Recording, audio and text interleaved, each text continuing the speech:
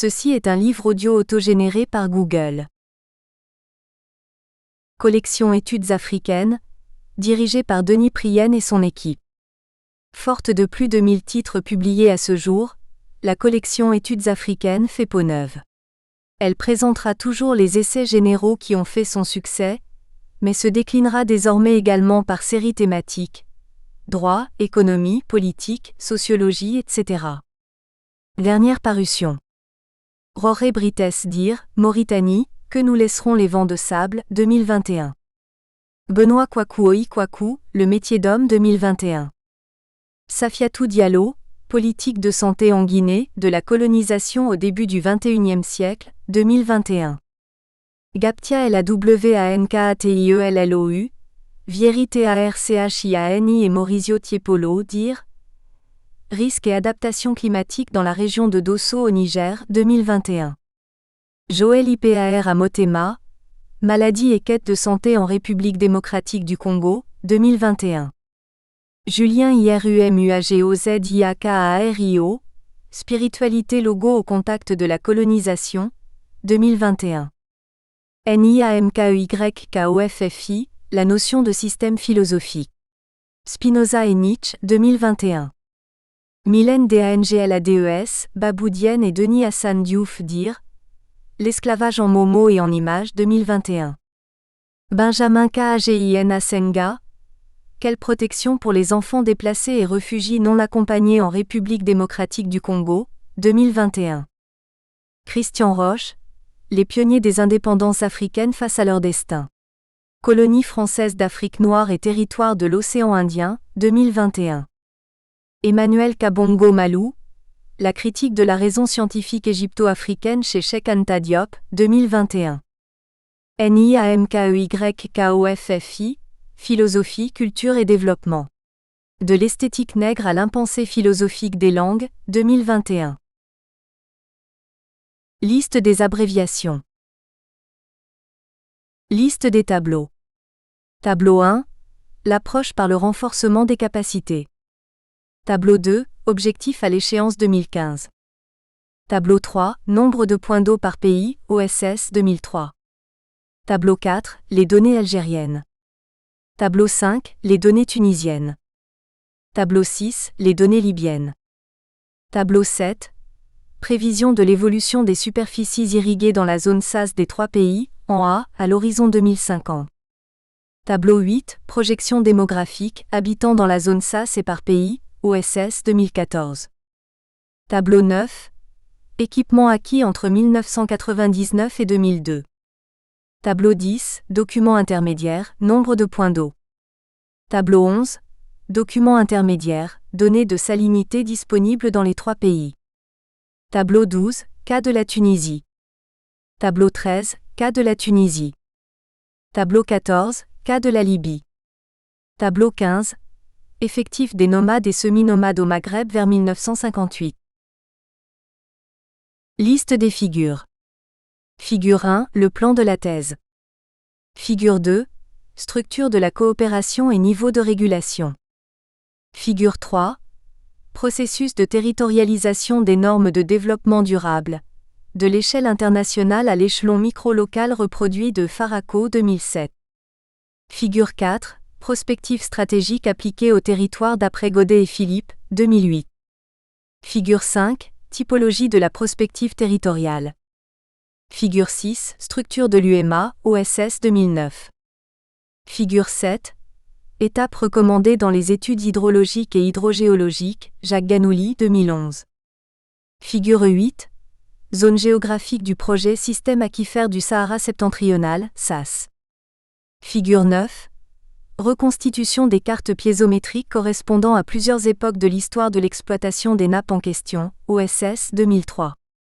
Figure 10, le processus d'élaboration de normes et de gouvernance d'après le concept de régulation multiniveau, Poupeau 2010. Figure 11, le schéma de la gouvernance de l'eau dans le bassin SAS. Figure 12, adapté de Bourdieu 2001. Figure 13, cadre d'analyse auto-réalisation et processus de performativité du modèle des experts. Figure 14, démarche suivie. Figure 15, Plan du laboratoire OSS. Figure 16. Tableau Excel élaboré par des experts sur le Continental intercalaire. Figure 17. Une série d'investissements de forme. Introduction générale. Le contexte de la recherche. Dans quel domaine souhaitez-vous travailler, mademoiselle? Dans le domaine de la gestion de l'eau, monsieur. Je ne suis pas sûr que ça sera possible vu le travail qu'on a. Il existe par contre des brochures, des rapports publiés qui pourraient vous intéresser. Je vais vous mettre directement en contact avec la secrétaire. Bon courage. On dit que la vie est apparue sur Terre parce qu'il y avait de l'eau. L'eau pure pour boire, l'eau pour irriguer, l'eau pour se baigner et laver, l'eau comme intrant de production, l'eau comme jeu, symbole, confort, milieu ou richesse nous est indispensable, elle fait partie de notre patrimoine commun. Ressources nécessaires, ressources à préserver, mais aussi ressources convoitées, disputées, gâchées, polluées. L'eau doit être gérée et pourtant apprend-on à gérer l'eau? L'eau est une ressource rare, disputée et commune. Mais si l'eau reste à la disposition de tous ceux qui la désirent, alors Hardin, 1968, nous l'a bien montré, elle sera sujette à la tragédie des communs. Tout le monde va la prendre, la surexploiter, et probablement négliger sa part de soin, son souci qu'elle reste renouvelable et soutenable. Contre la tragédie des communs, contre la surexploitation permise par un laisser-faire sans limite, pas de doute, il faut un mécanisme de gouvernance de l'eau. Que les parties prenantes, que les puissants, que les représentants puissent s'entendre pour une gestion saine et durable, équitable et respectueuse de cette précieuse ressource commune.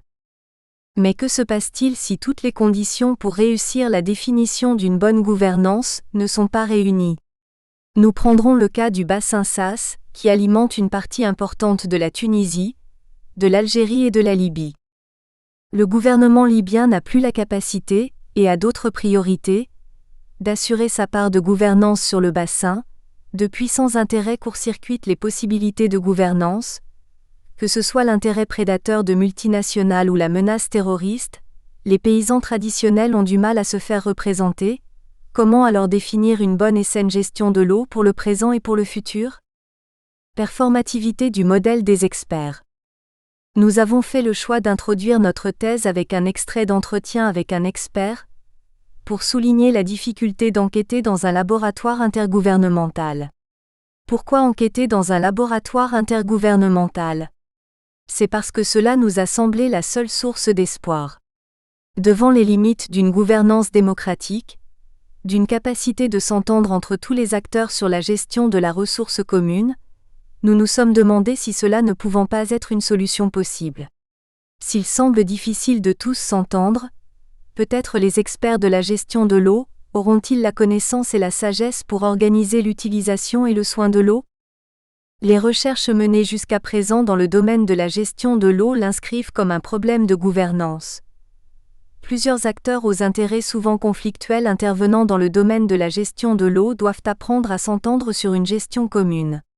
Plus s'intensifie l'usage de la ressource et se multiplient les acteurs, plus cette question de gouvernance devient urgente et difficile. Certains auteurs qui ont mené leurs recherches dans des pays émergents et en voie de développement soulignent la dimension patrimoniale et culturelle de l'eau, Bédoucha, 2000. D'autres chercheurs ont mis en évidence l'existence d'une relation entre la culture et la technique dans le domaine de la gestion de l'eau. Hommes, sciences et techniques interagissent dans le cadre d'un même réseau socio-technique, Rio 2006. Peu de recherches académiques en revanche se sont intéressées aux experts, à leurs pratiques au travail, aux dispositifs de gestion qu'ils produisent dans les laboratoires. Les experts sont pourtant au cœur de la gouvernance de l'eau. Car même dans le cas d'une gouvernance possible, ils jouent un rôle clé, dépositaire de la connaissance, de l'expérience et de la légitimité. Compte tenu de la place centrale des experts dans le domaine de la gestion de l'eau, n'est-il alors pas essentiel de s'intéresser à la vie de laboratoire, à la construction des dispositifs scientifiques et des artefacts matériels, ainsi qu'à définir les instruments qu'ils utilisent pour trouver des solutions à ce problème de gestion de l'eau au niveau d'un bassin? L'idée de laboratoire est souvent associée à un monde à part, différent de la société. L'image du savant isolé est passionnante et mystérieuse. Comme le mettent en évidence plusieurs chercheurs, les scientifiques évoluent dans un type de société, puis s'autonomise vis-à-vis de la société Vinc, 2005. Cassier, 2002, propose une caractérisation des normes culturelles de la communauté scientifique incompatible avec celles du monde industriel. La majorité des travaux s'inscrivent dans le domaine des biotechnologies. Nous n'avions rien lu sur les laboratoires de gestion de l'eau. Nous sommes donc allés dans un de ces lieux à part, dans le laboratoire interétatique qui rassemble les experts de la gestion de l'eau de la région. Nous y sommes allés avec l'espoir de trouver un mode possible de gestion de l'eau, compte tenu du contexte particulier. Un mode moins démocratique que les idéaux de gouvernance partagée, plus technocratique assurément, mais pour le moins une solution possible. La question qui nous occupe était la suivante. Le laboratoire d'experts arrivera-t-il à performer sa solution théorique? Saura-t-il mettre en place des dispositifs de gestion aptes à imposer de nouveaux comportements et formuler un mode préférable de gestion de l'eau? Derrière cette question précise et circonstancielle se cache une problématique plus générale. Est-il possible de lutter contre la tragédie des communs au moyen d'un ensemble de dispositifs sociotechniques? S'il y avait là un questionnement propre à irriter nombre de théoriciens ou d'activistes du commun, j'y voyais là au moins un mode de gestion possible, plus satisfaisant que le laisser-faire qui ne pouvait conduire qu'à la tragédie des communs, tragédie particulièrement tragique lorsque la ressource commune est l'eau dans une région en grande partie désertique. Les tragédies des communs. Pour enquêter sur notre question de recherche, nous avons mené une observation depuis l'intérieur de ce laboratoire afin de comprendre comment s'élaborent ces solutions expertes de gestion de l'eau, ainsi que de saisir les dispositifs sociotechniques mis en place par les experts. Toutefois, pour juger de la performativité de leurs solutions, j'ai dû me rendre dans les oasis. Observer cette fois les pratiques de gestion dans le quotidien des oasis et interroger les paysans sur leur vision du problème et des solutions mises en place, ces deux temps de l'enquête seront au cœur de notre thèse. Mais nous aimerions dès l'introduction préciser où cela nous a en définitive amenés, car c'est une autre tragédie du commun qui nous attendait sur place. En effet, si la solution proposée par les experts était totalement mise en place, nous y voyons le danger de la perte du mode de paysan traditionnel, héritant de siècles de savoir-faire et qui occupe une grande part de la population locale. Pour réguler l'utilisation d'une ressource commune rare, il y a 3 modes principaux d'allocation et de gestion des ressources. La supervision par l'État. Celle-ci réclame beaucoup de moyens par l'État qui doit être fort, riche et volontaire, et n'est pas à l'abri d'un lobbying de la part des plus forts au détriment des plus faibles. De plus, elle est sujette au retournement politique. La régulation par le marché. Son efficacité pour l'allocation des ressources a souvent été démontrée, mais elle dresse les acteurs les uns contre les autres, en tout cas les met en concurrence, et en l'absence de régulation forte et ambitieuse, ce sera le plus fort qui gagnera. Notre crainte dans le cas du bassin SA, c'est que cette forme de régulation conduirait à une perte de savoir-faire, voire la disparition des petits paysans, drame économique et social. La régulation par les communautés d'usagers. Celle-ci était le mode traditionnel, mais elle semble ne plus parvenir à faire face à l'ampleur des problèmes et semble insuffisante toute seule à introduire les innovations indispensables. Ce que le cas du bassin nous montre ressemble fort à une triple tragédie des communs. Celle décrite par Hardin, où tout le monde a intérêt à puiser dans la ressource commune jusqu'à épuisement de celle-ci. Celle de la solution la plus commune, d'un système de prix de marché, qui dans le cas présent risque de conduire à la mort de la paysannerie et empêche la mise en place de solutions inventives et collaboratives. Celle de la difficulté telle que nous la voyons actuellement à faire coopérer tout le monde au-delà d'un laboratoire, pour inventer des solutions créatives, d'une manière plus ambitieuse que quelques expérimentations prometteuses. Qu'est-ce qui pourrait alors forcer tous les acteurs à coopérer et inventer ensemble un mode de gouvernance satisfaisant? B. Une question de recherche centrale. Lorsqu'il semble difficile de faire entendre tous les acteurs autour d'une réforme de la gestion de l'eau, et qu'il existe des facteurs structurels prégnants freinant le changement. Les modèles conçus par les experts d'un laboratoire de concertation intergouvernementale dans la gestion de l'eau peuvent-ils être suffisamment performatifs pour éviter la tragédie des communs? Ces plans de la thèse. Le plan de notre thèse s'articule de la façon suivante. Dans le premier chapitre, nous analysons les difficultés de la gouvernance de l'eau dans le cas du bassin Saas. Ce chapitre présente les stratégies génériques de régulation d'un bassin tel que Saas, qui s'étend sur plusieurs pays, fournit de l'eau pour de multiples usages et acteurs et dont l'avenir n'est pas assuré. Sont envisagées des institutions fondées sur une réglementation publique, marchande et par les communautés d'usagers. Les limites de chaque approche sont soulignées dans le cas du bassin Saas. Dans le second chapitre, nous reprenons les différentes approches possibles de la gouvernance de l'eau. La revue de la littérature présente et critique l'approche technique, l'approche de la gouvernance multiniveau, le courant de la gestion patrimoniale, la logique marchande et la logique sociale et culturelle. Dans une deuxième section de ce chapitre, nous présentons plus en détail l'approche qui nous semblait a priori la plus prometteuse dans la situation étudiée. Nous proposons un cadre de lecture autour de la notion de performativité pour interroger le rôle des experts dans la performation de la gestion de l'eau, dans les oasis tunisiennes du bassin Saas. Pour cela, nous commençons par préciser le concept de performativité en ce qu'il permet de distinguer entre deux éléments, le discours et le dispositif. De cette approche découle notre cadre conceptuel autour de la notion de performativité du modèle des experts, comme alternative aux approches traditionnelles de la gouvernance de l'eau. Le troisième chapitre est consacré à la présentation et l'explication de l'ethnographie de laboratoire, en cohérence avec notre cadre conceptuel.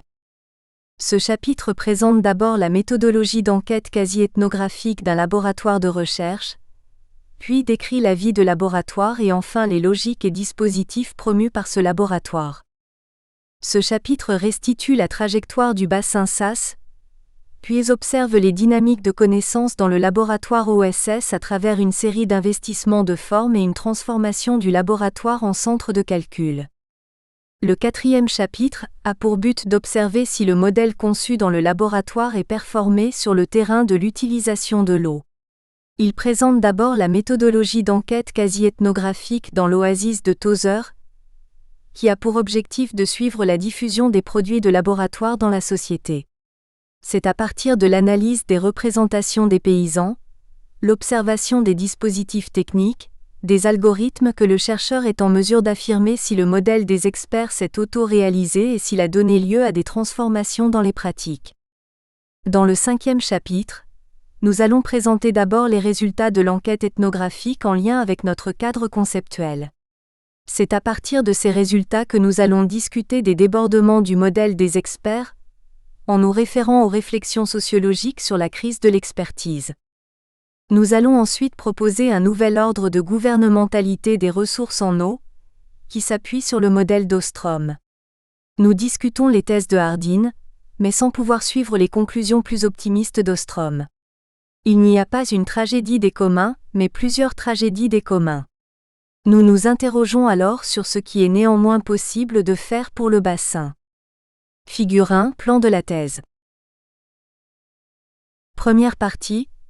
Les DIFFICULTES de la gouvernance de l'eau, et le pari de la PERFORMATIVITE. Chapitre 1. Les difficultés de la gouvernance de l'eau dans le bassin Saas. Introduction. Pour comprendre les difficultés de la gouvernance de l'eau dans le bassin Saas, il est utile de définir le concept polysémique de la gouvernance ainsi que la pluralité de ses domaines d'application. En effet, une controverse a récemment émergé et concerne l'échelle pertinente pour étudier les problèmes de gouvernance. Certaines approches préconisent le niveau global pour résoudre les problèmes de coordination, d'autres préconisent le niveau local. Varon 2003 distingue entre les approches normatives qui visent à élaborer les critères de bonne gouvernance où la Banque mondiale joue le rôle de diffuseur de cette notion, et les approches plus positives qui mobilisent le concept de rationalité procédurale dans l'élaboration de règles de coordination. La problématique de la meilleure manière de gérer l'eau a été saisie dans les sommets mondiaux. Des directives cadres ont été rédigées et des normes de bonne gouvernance ont été édictées par les organismes internationaux au profit des pays membres. L'usage s'est amplifié dans les pays de l'OCDE, où ce concept fait l'objet d'une forte instrumentalisation par les acteurs publics. Le concept de bonne gouvernance ou global governance a été présenté dans le livre blanc de la gouvernance européenne autour de ces principes, à savoir l'ouverture, la participation, la responsabilité, l'efficacité et la cohérence, tout en proposant d'ajouter des principes tels que la légitimité démocratique et la subsidiarité. Pesque 2007 souligne que ces 7 principes sont en cohérence avec les principes de légitimité et d'efficacité de la Banque mondiale, autre lieu d'institutionnalisation de cette notion de global governance. L'OCDE a ainsi classé les pays selon leurs arrangements et leurs pratiques de gouvernance performantes en matière de gestion de l'eau. Parmi les indicateurs de bonne gouvernance figurent le degré de décentralisation et l'adoption d'une gestion à l'échelle des bassins. L'attention particulière portée aujourd'hui à cette question de gouvernance au niveau global correspond à une réflexion destinée à dégager certaines notions inédites qui paraissent toucher à la difficulté de la gouvernance du bassin. La réflexion semble avoir fait des progrès considérables dans les pays de l'OCDE, où des analyses et travaux ont été développés sur l'engagement des parties prenantes et la régulation de l'eau. Ce chapitre offre un diagnostic des principales difficultés de la gouvernance de l'eau dans le bassin SAS. Il pose ainsi la pluralité des acteurs, des conflits d'usage et l'éclatement des sources de pouvoir qui freinent les possibilités de gouvernance. En effet, les principes de l'OCDE sur la gouvernance de l'eau reposent sur le constat que la gouvernance est contextuelle et qu'il n'y a pas un ordre statique unique lié aux défis de l'eau dans le monde, mais qu'il y a une pluralité d'ordres locaux dynamiques. Les experts de l'OCDE ont insisté sur la forte valeur de l'eau qui relie les acteurs, les lieux, les populations ainsi que des échelles géographiques et temporelles. Ceci le rend dépendant d'une approche pluriniveau. 2 figures tutélaires dominent la pensée économique en matière de gouvernance de l'eau. La première est celle qui repose sur l'intervention de l'État comme garant de l'équité et de la justice. La seconde est celle du marché. D'autres solutions hybrides ont par ailleurs été développées en combinant les 2 approches. Le propre de ce chapitre est d'aborder les difficultés de la gouvernance de l'eau dans le bassin SAS. Au-delà de l'approche traditionnelle de la gouvernance, l'accent sera mis beaucoup plus sur le cadre de la gouvernance multiniveau et ses liens avec la notion de développement durable, section 1. Afin de rendre compte de la complexité des modes de gouvernance de l'eau, nous proposons de distinguer entre la régulation publique, la régulation par le marché, l'auto-organisation et l'autogouvernance par les communautés d'usagers, section 2. Il importe, pour mieux comprendre les modes de gouvernance de l'eau, de s'intéresser aux instruments juridiques utilisés en Tunisie, section 3, et à leurs interactions avec les différents ministères et ou organismes au niveau local, national et supranational, section 4. 1.1 Un problème de gouvernance. 1.1 Qu'est-ce que la gouvernance ? La crise de l'eau est essentiellement une crise de gouvernance, OCDE 2012. Le terme polysémique de la gouvernance est aujourd'hui largement utilisé par les organisations intergouvernementales, les gouvernements, les collectivités territoriales et les entreprises. De ce fait, au cours des dernières décennies, les domaines d'application de ce concept se sont multipliés. Plus se développent les interdépendances entre les acteurs, plus cette question de gouvernance devient urgente. Ceci s'observe à l'échelle d'un bassin, au niveau de l'État ou au niveau d'une entreprise. Le concept de gouvernance est donc lié au concept de gouvernementalité, puisque la gouvernance prend appui sur les déficits du secteur public et l'incapacité des gouvernements à produire des biens et services publics et à résoudre des conflits. De l'anglais governance. L'étymologie du concept gouvernance vient du latin gubernar qui signifie diriger un navire. Une autre définition du concept a été développée par Kohyman, 2003, qui définit la gouvernance as a totality of interaction, in which public as well as private actors participate, aimed at solving societal problems or creating societal opportunities. Attending to the institutions a context for these governing interaction, and establishing a normative foundation for all those activities. Governance can be seen as a totality of theoretical conception en governing. Leska, 1996, a défini la gouvernance en mobilisant le concept d'interaction des acteurs gouvernants distincts de l'acteur public. La gouvernance concerne les formes de coordination d'acteurs, d'institutions en vue d'atteindre des objectifs collectifs. Elle renvoie à l'ensemble d'institutions, de réseaux d'acteurs publics et privés, de normes qui contribuent à la stabilité de la société ou d'un régime politique. Boussaguet et Al 2009 ont défini la gouvernance dans ce sens selon 3 traits. Le polycentrisme institutionnel qui traduit la complexité institutionnelle et les différentes sources de pouvoir. Une frontière floue public-privé, avec un changement dans les formes et modes de l'action publique à travers une participation des acteurs privés. Un rapport différent à la contrainte et à l'autorité conçu de manière coopérative. D'après Legal 2006, l'intérêt pour la question de gouvernance répond en effet à une transformation du rôle de l'État et des modes de régulation politique dans le domaine de la gestion de l'eau. Si la notion de gouvernance de l'eau est aujourd'hui utilisée pour signifier la gestion de l'eau, les 2 termes désignent 2 choses distinctes. L'OCDE 2012 distingue entre la gouvernance et la gestion de l'eau. La gouvernance de l'eau renvoie à l'ensemble des systèmes qui contrôlent la prise de décision concernant la gestion de l'eau, c'est-à-dire l'ensemble des systèmes administratifs et institutions officielles qui favorisent la transparence, la responsabilisation et la coordination. La gestion de l'eau désigne les activités courantes pour assurer la fourniture et la distribution d'eau. La gouvernance se distingue de la régulation.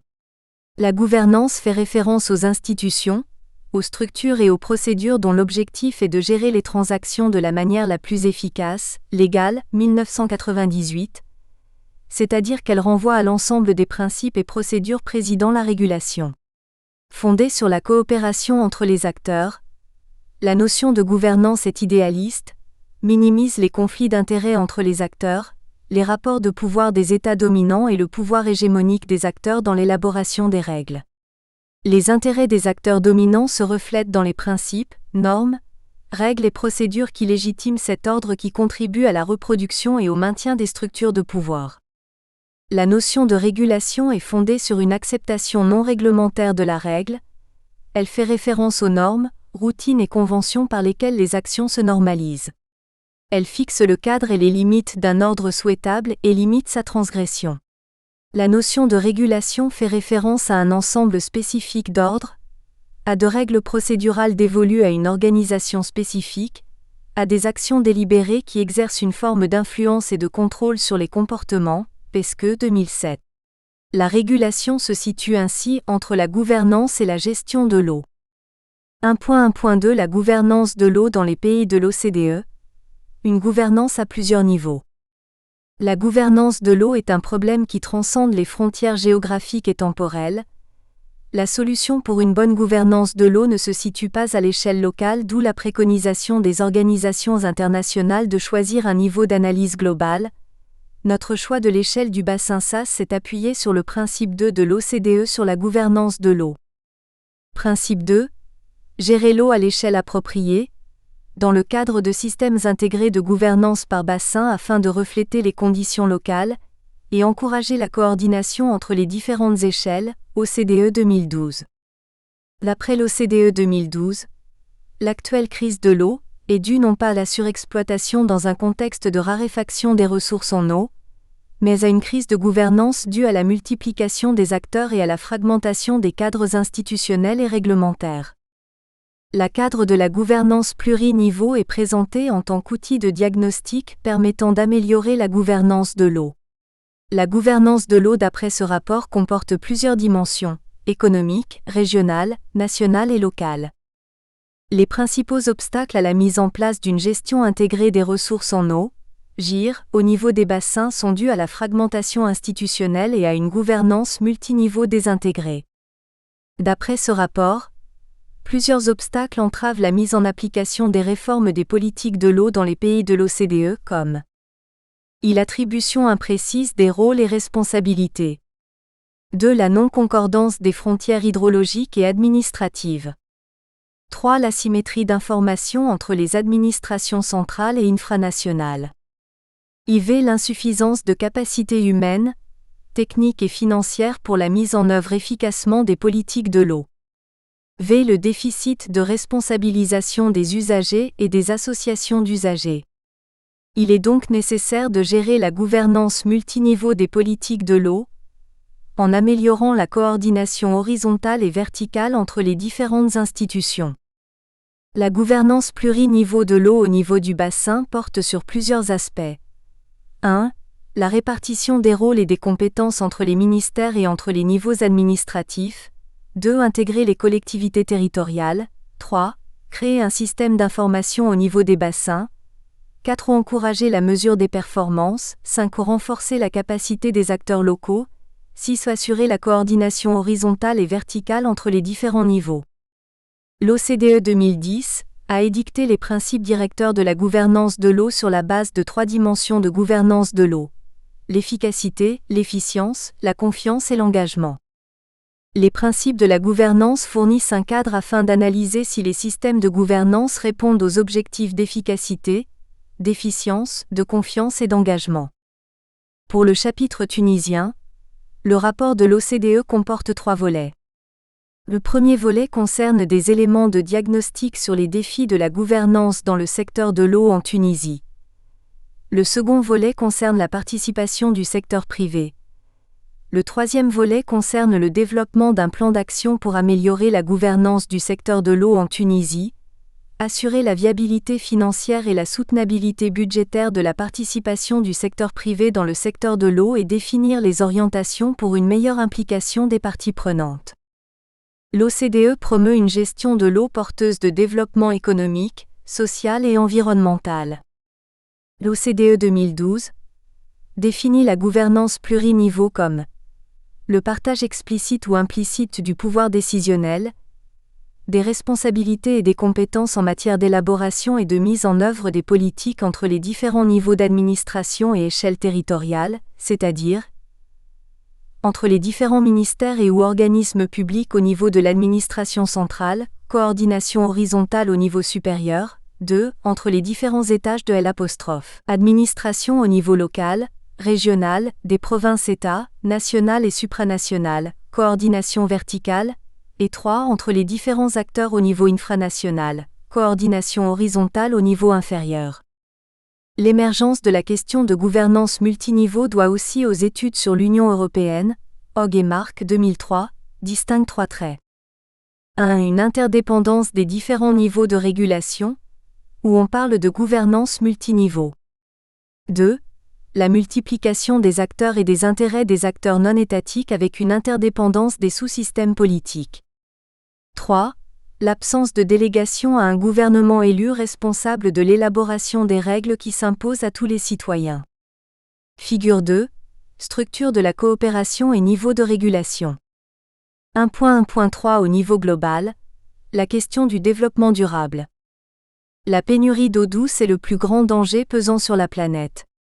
Koichiro Matsuura, directeur général de l'UNESCO. 1.1.3.1 Définition du développement durable. De nombreux champs sont aujourd'hui concernés par la notion du développement durable, tant environnemental que politique qu'économique. C'est une notion qui laisse généralement de côté le niveau local et s'étend dans le temps et dans l'espace. L'expression revient à la Commission mondiale pour l'environnement, CMED, 1987, p8, qui le définit. Le développement durable est un développement qui répond aux besoins du présent sans compromettre les capacités des générations futures de répondre à leurs propres besoins. Rappelons que le développement durable articule 4 volets: économique, social, environnemental et culturel. La notion de développement durable est au cœur des politiques de la gouvernance de l'eau. Son analyse est délicate du fait de 2 niveaux de réalité auxquels elle renvoie. Le développement durable est à la fois l'objectif et le moyen des réformes de gouvernance. Dressons tout d'abord une brève histoire des conférences mondiales autour du développement durable. En 1972, a été lancée la première conférence dans le cadre du Programme des Nations Unies pour le développement à Stockholm. Ce premier événement a accompagné l'intervention de la plupart des ministres de l'environnement dans les pays développés. En 1987 a été publié le rapport Our Common Future. En 1994 a eu lieu la conférence internationale du Caire autour des ', un sommet sur la population. En 1995 la conférence de Copenhague. En 1996, la Conférence internationale sur les établissements humains à Istanbul. En 1997, le sommet de Kyoto.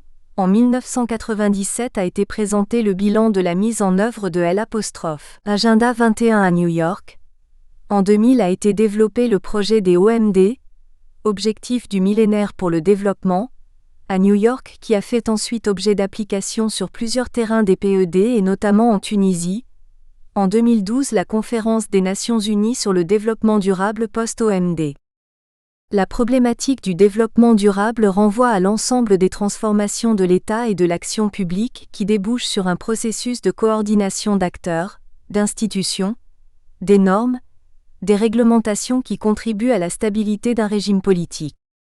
D'après le rapport de la Banque mondiale 2006, les débats sur la thématique de gouvernance et de développement durable sont indissociables de l'analyse du discours véhiculé par les acteurs institutionnels. Le Sommet mondial sur le développement durable en 2002 a défini le processus de développement durable comme impliquant plusieurs mécanismes. Nous espérons que vous avez apprécié cet aperçu. Pour continuer à écouter ce livre audio sur Google Play Livres, utilisez le lien dans la description de la vidéo.